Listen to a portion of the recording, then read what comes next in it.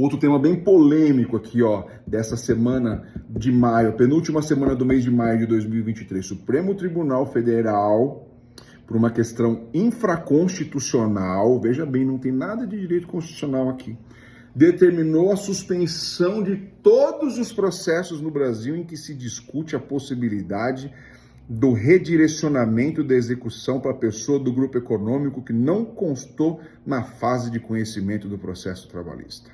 Uau! Quantas informações, cara, traduz isso para mim.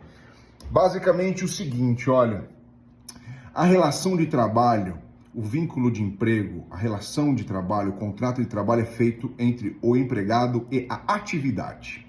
Pouco importa para o empregado, para a relação de emprego, quem está à frente do empreendimento. A palavra empresário, empresariar, empresa de fazer alguma atividade. Vou carpir aquele terreno, é uma empresa. Eu vou bater aquele prego, é uma empresa.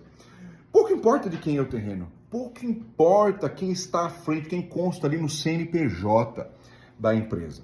Por essa razão, o vínculo de emprego se dá com a atividade.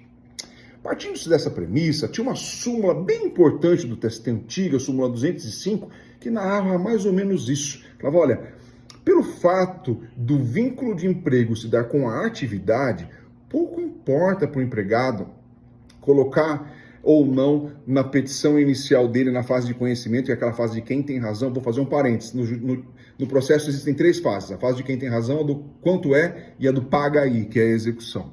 Então, muitas vezes o empregado ele nem sabia quem era o empregador dele. Nos casos de grupo econômico, por exemplo, eu trabalho para a empresa que está aqui, ó, nesse galpão. Não sei quem são os donos dele. Eu trabalho ali, ó, naquela padaria ou naquele hospital. Não sei quem são os donos do hospital. Se é um grupo econômico, se é só a rede Y, se é a rede X, pouco importa.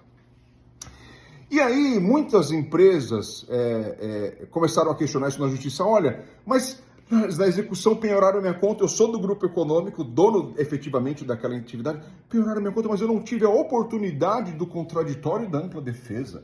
Porque nós somos CNPJs diferentes. E mesmo que no fundo eu saiba que eu seja o empregador efetivo, o coordenador da estrutura, eu não tive direito ao contraditório. Fiquei quietinho lá na minha. E a minha empresa, que era minha subordinada, ao invés de informar quem era o redirecionar lead, o que ele faz? Tecnicamente malandro, diz que o problema é comigo mesmo, não redireciona, entendeu? Pro efetivo devedor. E aí, sabe, no direito brasileiro hoje tem uma expressão muito ruim, cara, que vem ganhando corpo. Sabe aquele água mole, pedra dura, tanto bate até que fura? Então, uma tese marota como essa, tão marota como essa, que é difícil explicar, até para os mais jovens, passou. E aí, o argumento que era pueril, pelo ponto de vista lógico, juridicamente ele ganhou corpo, e até que está agora pendente de julgamento na Corte Suprema do Brasil, para saber se a pessoa jurídica que não participou da fase de conhecimento, ou seja, da fase de quem tem razão, mesmo ela sendo a dona efetiva da atividade empresarial, ela pode ser incluída na fase do paga aí, se ela tem que pagar a conta do processo trabalhista quando redirecionada essa execução, porque a empresa de fachada não vai ter dinheiro efetivamente. Eu não tenho a estatística certa, mas eu estimo que mais de 70% dos processos trabalhistas têm questões envolvidas como essa, porque são conglomerados, pessoas se desviando, empresas que são donas de empresas de fachadas, empresas que são só o contrato.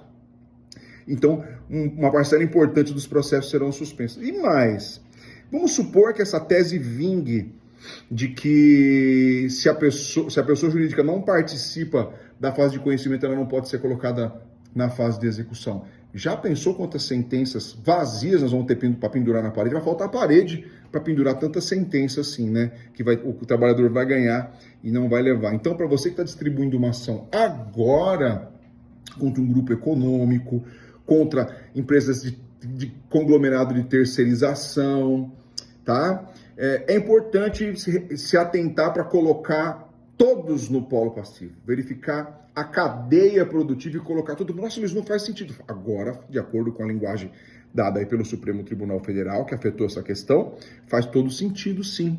Daqui a pouco, ao invés de colocar só a pessoa jurídica no polo passivo, você vai ter que colocar a pessoa jurídica e o sócio. Tecnicamente falando, como a gente aprendeu no catecismo, isso é errado. Mas, hoje o que eu estou percebendo é que antes o legislativo ele não tem obrigação de saber os institutos jurídicos para fazer a lei. Ele faz a lei e o judiciário, os estudiosos, eles correm para interpretar qual a finalidade da norma. Hoje é difícil, então já era muito difícil você interpretar a finalidade da norma posta pelo legislativo muito respeitosamente, tá? Eu digo isso, digo para você. Agora é muito mais difícil você achar um fio condutor de como vai ser a interpretação jurisdicional aí dessas questões de altíssima indagação e que afetam uma parcela importante da população. Então fica essa reflexão para você, essa bomba do final de semana, tá? Que vamos dormir aí com quase 70% dos processos trabalhistas suspensos por conta disso. E é uma questão que não é constitucional, tá? Isso aí refere a artigos do Código de Processo Civil. Então, assim, fica difícil você ter um fio condutor, né? Vamos dormir com essa. Quais serão as cenas dos próximos capítulos?